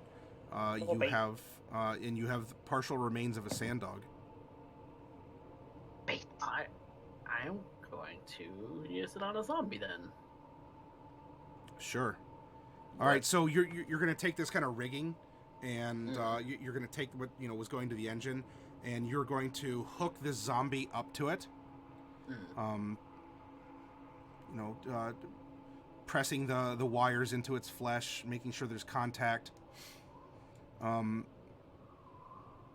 And so with that, then Mordecai, you have this very. I mean, I guess it's good that you're getting this in now, because this corpse is definitely funky. It's not like dissolving after just a week, because it takes longer than that. But it's. Yeah. He's rough. It is very rough. Now, I mean, the desert heat and everything does kind of help desiccate it, but it doesn't mean it doesn't smell or doesn't make weird noises or pops. Anyway, so you put these wires into the corpse through this rigging that you've disassembled, and now what are you going to do with this? Like, what is your interaction? You have the setup. I am going to wish it mortality.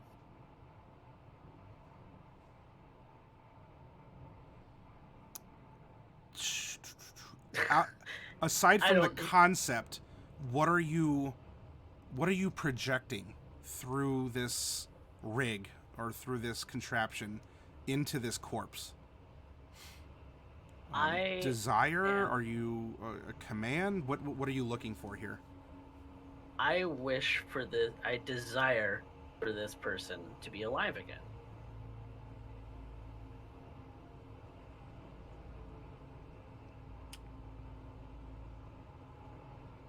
Nothing happens. It was worth a shot. I'm going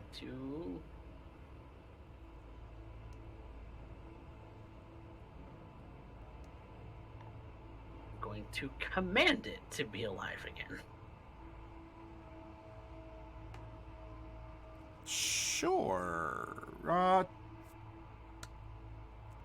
You're gonna command this thing. Are you doing it magically? Do you have a command spell? No. Okay. I'm I don't know. I think what I'm attempting to do is maybe magically attempt to revive it.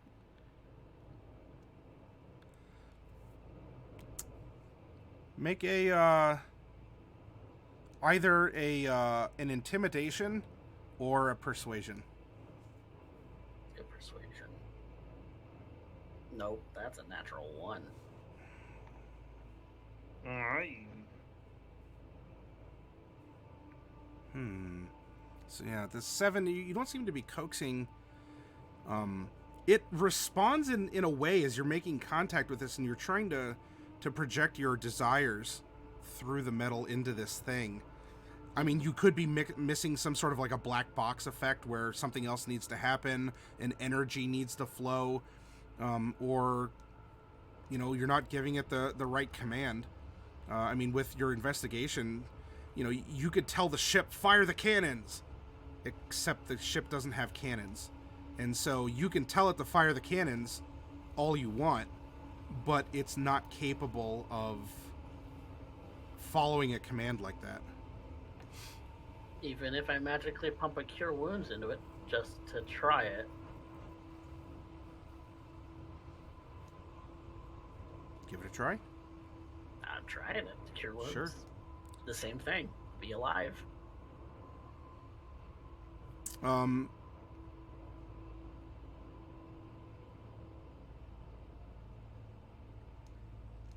The magic does go off, so it's not like there was an invalid target or the magic didn't find a way to manifest. The magic manifested, but again, the thing kind of twitches slightly with this impulse. Could be the metal, could be your magic, could be your force of will. There's a lot of variables still.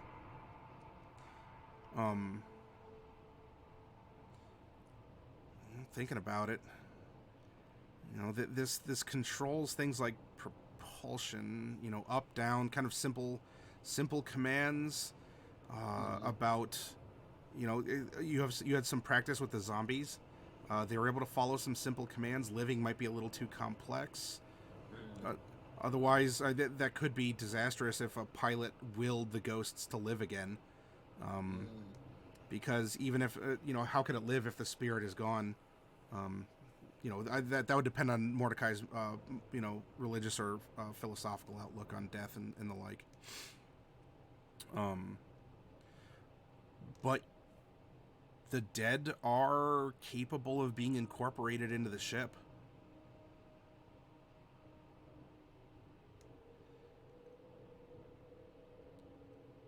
That could be the corpse. That could be maybe in some way yourself. You're dead.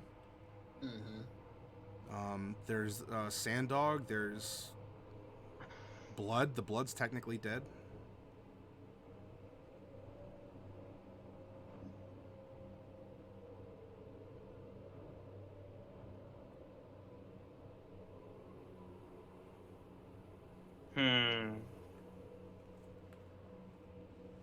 I'm out of theories.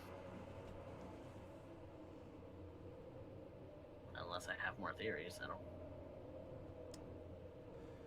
don't know what I'm doing. That's fine. Make one last investigation, and we'll see how this wraps up.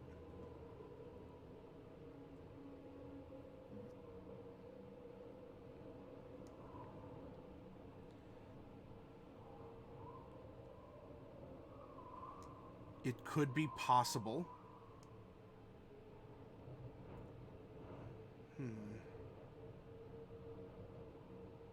Could be possible to wire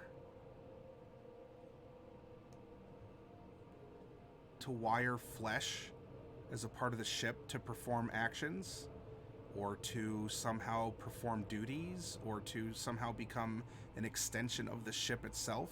It's not direct necromancy like you're raising and telepathically commanding zombies. But you might be able to actually wire the dead into the ship through whatever this metal interface is. Flesh and metal. There were the whispers of flesh and metal. But that's if you believe whatever that wind was telling you. I mean, it's already kind of attached to the metal now, this corpse. You have shoved the wires into it, yes. Mm-hmm. You may as well try and tell it to, suck up the corpse and do things. Make a new engine out of the sand dog corpse. I'm going to command the corpse to repair the ship. Okay.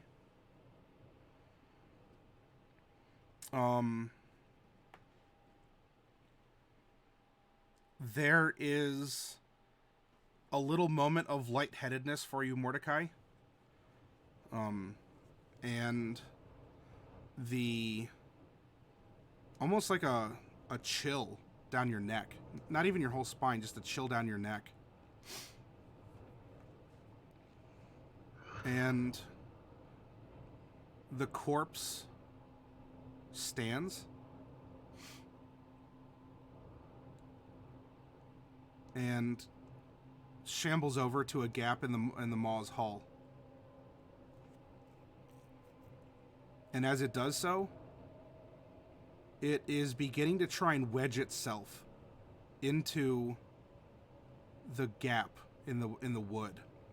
And you see its flesh is getting caught up on the sides, but it's doing what it can to try and fit into this hole.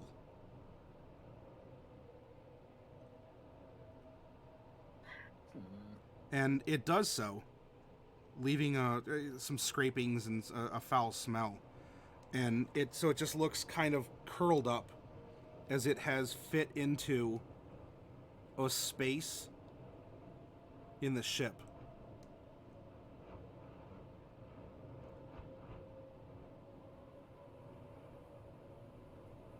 Okay. And you feel thirsty again, Mordecai. Definitely need to go take care of that. Celine and Selter, you come back.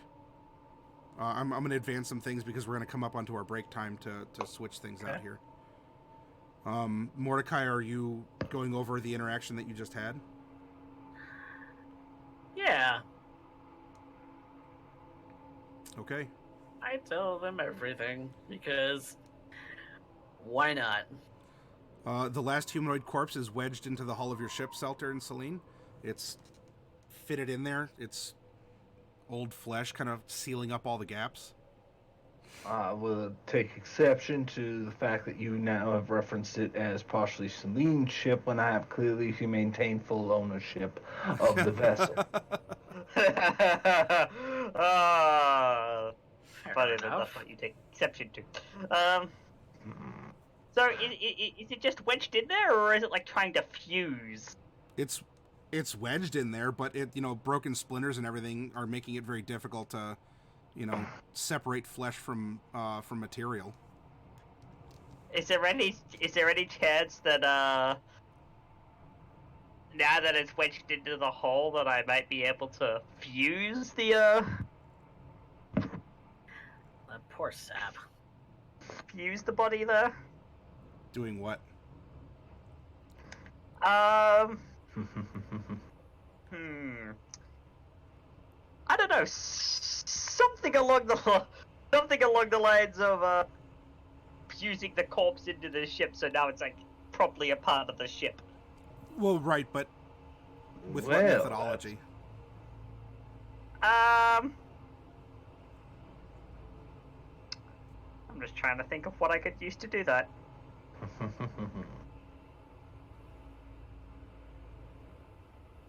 mean, this metal's a conduit of will. Just Yeah, try no, it. I could try. Yeah, I'll try and use the metal as a conduit, and I tried a lot of different things. I attempt to enforce my will on this metal so as to consume the flesh and use it as material.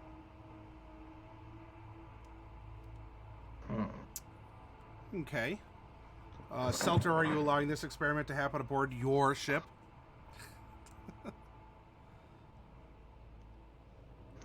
I'm going to allow it, but I'm starting to end up feeling just a little bit perturbed on the fact that they don't even consult me at this point.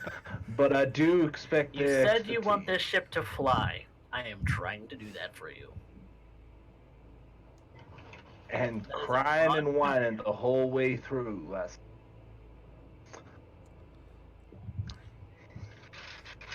I'm trying transmutation here, Selda. It's not easy. Celine, make an Arcana check then. Arcana check. Yeah. I can do. I knew that skilled would come in handy. Ouch. Yikes. It takes some experimentation, and there's still time to spend to experiment. You're not getting an immediate answer. So, I mean, are you leaving the desert sooner? Probably not. Later? Well, the answers will come. As you've been building a case, you've been observing, discovering what happens here. Through this rig from this broken engine that Mordecai had recovered. Yeah.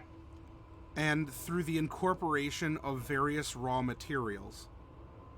Biological material. Well, I should differentiate, like meat. Organic. Yeah, well, material. yeah. But you're not bringing the planks back to life. Yeah. You are able to repair and patch the ship. But, much like any growing thing, you have to feed it. The maw must be fed. And the maw is going to require material and blood, as well as a willful purpose through this command module that has been recovered from the broken engine in order to guide the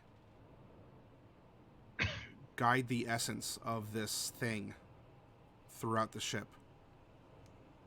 The command module's still linked up to the helm, isn't it? No, this was something that Mordecai had removed because it went to where an engine was supposed to be and there wasn't one anymore. So he took like the rigging and he made it into its own thing. Yep. Is there any chance that we could link it up to the helm so that it's controllable from the helm with willful purpose? Not without stripping out perhaps other like bundles of this fiber or this wire. Just say organs. It's easier. Could we build a link to the helm out of organs? Because I mean, I'll go and harvest the bodies. I'll turn intestines into metal. You would need the wire itself is seeming to be what is Okay. conducting. Yeah. Alright, so Now we're gonna that have to have said, someone... you all can go back to hunting if that's what you wish to do. Selter, would you like to have your ship be repaired and or rebuilt from the inside out from... Oh, most certainly. Doesn't matter how it's really done, is it? Not particularly. Though I love Exactly. the ghoulish way you're going about it. I just wish I didn't have to step in it every 2 minutes. Okay. It's Outside fine. that, I have to come Uh-uh. down below decks. After it's repaired, I'll clean up. It's all good. Then this is simply going to be a roll of probability. There's no real skill behind this. But what I'd like to do, for you have this dawning, you have the captain's willingness to proceed. You've hunted sand dogs. Presumably there's other things you might be able to harvest as well. I don't know if you're willing to give up your lizard shelter, but I suppose it's organic material. No, the Will lizard it help? Hmm? Will it help accelerate the ship's progress? How big is the lizard? Maybe. Lizard's probably about the size of a cat. Yeah, not a lot. You need, like, considering we're missing big chunks, the bigger the creature, the better, honestly. Because you don't want to, like, these sand dogs are probably the best thing to use at this point. You got lucky. All right. Very well then. You can keep your lizard. Yeah, there we go. Dark Wolf actually has it up on screen. I would like each of you. Snowflakes, settle down. I would like each of you to just roll a d20 for me, please. All three of us. 16 from Selter, 14 from Mordecai. Do you want me to roll a d20 as well? Yep, just a d20. Oh, 0. Thank you. Hey! Lethality is rolling a 20. All right. Yeah, that was good timing, Dark Wolf. You're spending now, after this little refreshing period, Mordecai of reflection. You all are making these connections, literally and metaphorically. Connections. My type It's of been some more time wandering through the desert as you're finding little clusters of sand dogs. The ship, little bit by little bit, is coming under repair. Now, Mordecai, this is requiring some blood to compete, but that's also why you're hunting and moving along. And where we're going to leave off with the company is, Celine, you have found a very good source of organic material. Because ahead of you, not like it's 10 feet and dodge or anything. Ahead of you, you see a great dark mass crawling across the desert sands. That? Maybe like 100 feet long, and it's just writhing through. Yes. So as I notice that, I'm gonna go, Captain Selter, Mordecai. What? I'm gonna like gesture to where it is in like nautical terms, like it's on starboard now or whatever. Jackpot! And I'm gonna point to the massive mass writhing under the sand. And it is even driving sand dogs before it. And so what we're going to do for the company, we're going to leave off here, take a 10-minute break, and we're going to go and we're going to return to Bright and Norallie, and we're going to see what they're up to back in Mask of Horns. So we'll be back in about 10 minutes, everyone. Take a break, get something to drink and eat, and we'll go from there.